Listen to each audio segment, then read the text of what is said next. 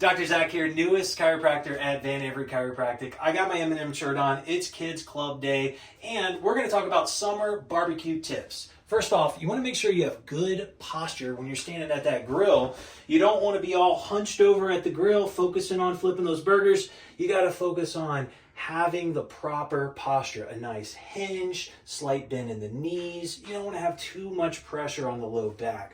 Nice on the flip there. And then the smart lifting.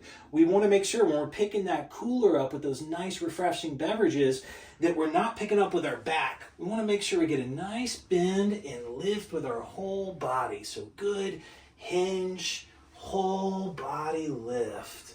And then for warm-ups before games are critical. When you're out there playing games with your aunt and your cousins, you want to make sure you're not going to pull anything. So you got to get a nice stretch going.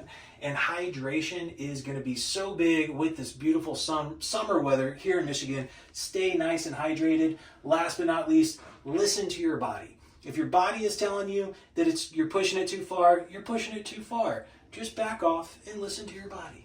And most importantly, come get adjusted to enjoy those barbecue days.